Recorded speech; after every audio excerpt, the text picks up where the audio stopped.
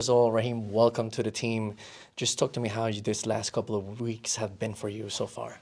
Yeah, it's been good. Obviously, I came a little bit late compared to the other guys, having to deal with my green card issue and whatnot. But I'm working my way back up to fitness and playing. I say that I'm almost ready. I feel like I'm almost fully ready to contribute. But yeah, it's been great here. They both welcomed me here with open arms and just trying to get to know the guys, know the play style because it's a little bit different than the usual MLS teams. So yeah, it's a little adjustment for sure. Yeah, and I want to get to that in a bit, but just talk to me about coming in this year. Obviously, you were with Montreal last year. Um, I think there was a lot of changes after Wilfred Nancy left, Yep. but this team was still able to make the playoffs.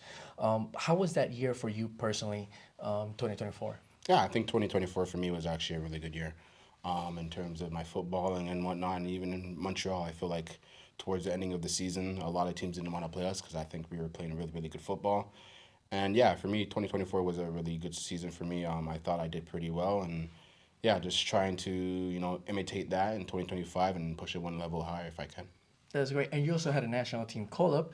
How was that experience like working with Jesse Marsch? Yeah, it was basically getting introduced to Red Bull football in a sense. Obviously, I didn't know at the time I'd be going to Red Bull, but yeah, it's a lot of similarities to here now, and it's great guy, great coach for Canada. I'm really proud to have him on board, and yeah, just hopefully I could get more call ups, and contribute to the team if I can. That's awesome. We hope so too. Can you talk to me about the process of getting here? There's a lot of reports that Julian de Guzman was played a big important role in bringing you here. Just how did it come about? How was the project presented to you? Yeah, it came about pretty fast actually. It was towards the ending of free agency, as you said, Julian. Hit me up after I guess he got sold Tolkien, which is obviously no big feat. I know what he means to this club and to the league as well. So yeah, Julian played a huge role. What they presented to me made a lot of sense for me and for my footballing qualities and characteristics. It goes in hand with Red Bulls, and it's just me honing in and learning the style, the way they want to play and stuff like that. But the project they presented to me was good. It sold me right away, and I wanted to join here right away. And what can you tell us about the first few weeks that you've been working with Sandro Schwarz? What about his coaching style? What can you tell us about just being and playing the Rebel system? Yeah, Sandro is a really, really, really good coach. He's very, very to the point, but he does it in a good way. He demands a lot, which is what you want in a coach. And the play style is it's high pressing, a lot of movement, not a lot of laying back and staying timid. It's being aggressive, but being aggressive in the right way. So it's just me trying to figure out how to be aggressive and how to still keep my legs moving and still contribute to the way they want to play. Interestingly enough, I believe if I'm not mistaken, in 2017 you played the wingback position Yeah. with Toronto. You're used to it. Is looking back after a couple of years, then is there any difference perhaps playing that role now with Rebels? Yeah, there's definitely differences. But there's a lot of similarities too. But there's differences in the way they press, in the way we construct ourselves defensively and stuff like that. There's obviously similarities because it's 3-5-2. Like not much changes, but yeah, there's some similarities and differences there. But I say this style compared to the Toronto style is a little bit more aggressive. And speaking of Toronto, you were part of the first MLS team that won the domestic treble. Just tell us about that year and what do you believe makes a championship team? What is the formula to win it all? Yeah, that was my first professional. Well, technically my second professional year, but yeah, to win it all was pretty incredible. Obviously, with Toronto FC, I still consider that probably the best team of MLS of all time. But yeah, what I learned from that is in order to win those type of things, you have to have a tight knit group, and it doesn't start from the first 11. It's the 11 and beyond, and it's not even just the players on the pitch. It's the staff. It's the people that you don't see, the kit man, the nutritionists, the physios. It's all a collective effort in order to achieve stuff, and I think that we have that here in Red Bulls, and obviously seeing it last year where the run that you guys made in the postseason was awesome, and all I could think about when watching that was just the togetherness and the commitment and the belief, and I thought it was one mind, one band type of thing. So I think it's about that. It's about creating an environment where it feels like a family, and you're doing it for not just for yourself but for the team and for everyone else. So yeah, I think I see that a lot in Red Bulls, of course. So I'm just hoping I could try to help out as much as I can towards the success. And I just want to say, you can say we now since you are Yeah, a Red Bull. yeah. So if I was talking about the last season, No, of no, course. of course, of course. Just tell us a little bit also about your experience playing in different teams in derbies. You're Yeah, one of the yeah. most unique Yeah, players yeah, because yeah, you yeah. played the Canadian Classic I played a lot of derbies. and Yeah. then El Traffic. Just talk to me about that experience playing for both sides. Yeah, it's actually it's cool, man. So you get a perspective from from both sides and from the fans and whatnot. I've been in obviously the classical derby with LA. I've been with Toronto and Montreal, and now I'm looking forward to being with Red Bulls against New York City. Is something that you relish, obviously, those big derby games, because it's for bragging rights and whatnot. To be on the both sides of the spectrum is kind of wild to see. But all I can think about is that's pride. That's all it is. The derby is just about pride from fans to the players to whoever's watching. It's about pride and having that one up on local rivals and stuff like that. So yeah, it's exciting to be a part of.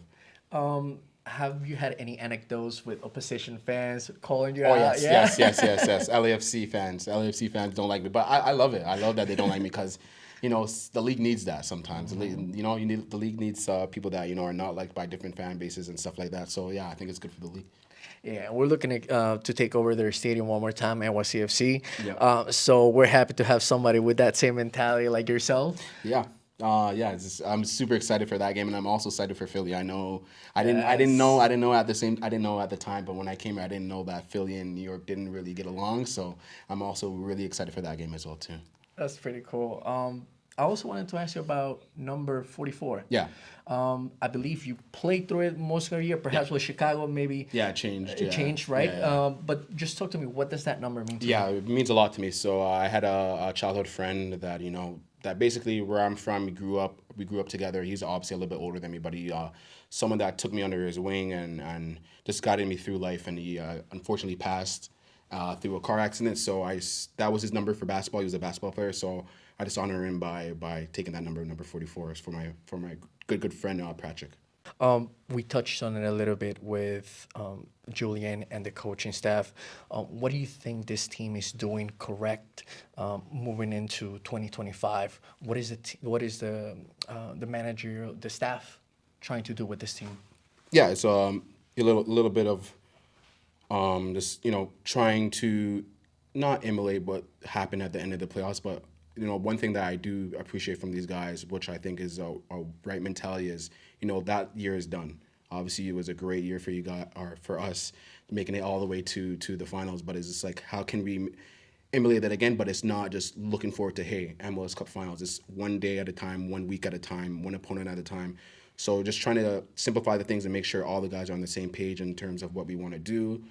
And yeah, I think the staff has done a great job with that and try to keep us level-headed, because obviously a lot of guys want to, and obviously all of us want to go back to the MLS Cup final, but you can't just say it. You gotta show it, and after we're trying to show that through day in and day out. So that's one of the things that I appreciate from the coaching staff. I can see the leadership. One of the topics that was mentioned, 2024, was bringing in leaders, and you definitely seem like one of them. Just to get in a little bit in the fun questions, what has been your most memorable match in MLS? That's a good question. I would probably say the Rose Bowl game against LAFC. When I think that, I don't know if that's still the record for the most. Probably, yeah, most attendance. so. Yeah, that July 4th. That game was a firecracker to say the least. Yeah, that was one of my most memorable games, and also I would also probably be put in their Canadian Championship on 2017 with TFC facing against Montreal when I assisted Sebastian Giovinco for the last minute goal to win us the Canadian Championship. So yeah, that's another one too. That's a good Yeah, one. that's a good one. Yeah. And just in terms of playing against the best players in MLS, who has been that player where like, you know what, it's been difficult to mark him tonight? Any memories that you have defending? Any memories I have defending? You know what? a person that gave me a lot of headaches, and then I ended up playing with him because obviously I played for a lot of teams. But it's Opoku, Mahala Oh, Opoku, nice. yeah, from LAFC when he was on LAFC. I used to get Carlos Vela. I knew Carlos a lot, obviously, from playing with him. So Carlos was difficult as well too. But when I had to go up against Opoku, it was a handful for sure. So that's one guy that comes to mind for sure. That's great. And just in terms of fun questions, it seems like you are a very fashionable guy. Maybe I'm wrong, but that's my what I see, my perception. Not a bad perception. Just tell us, how do you express yourself, like especially on game days? What is the creativity behind your outfits? And just rate.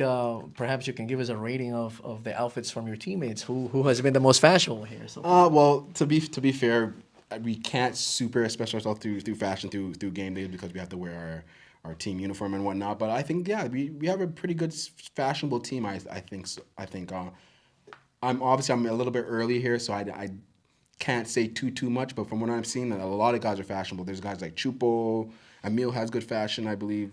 Lewis has good fashion. Kyle Duncan, even Serge. Julian has a little the young boy swag. So yeah, it's a lot of guys that have a decent fashionable sense. I don't know if you know, but Kyle Duncan was ranked fifth most fashionable yeah. player in CONCACAF. So I see. Well, there you go. There you go. Good- There you go. good- Makes sense. good Makes name sense. drop. Yeah, good name drop. And just last question: what is your expectations with the team, and what do you want?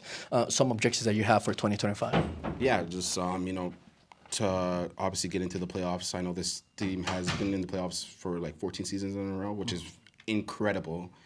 For me, is just, as I said before, just how can we make it back to the finals and after complete that objective. But obviously, it's one game at a time, as I said before. So it's just just try to emulate what happened towards the end of the season and try to make good memories for New York Red Bulls fans.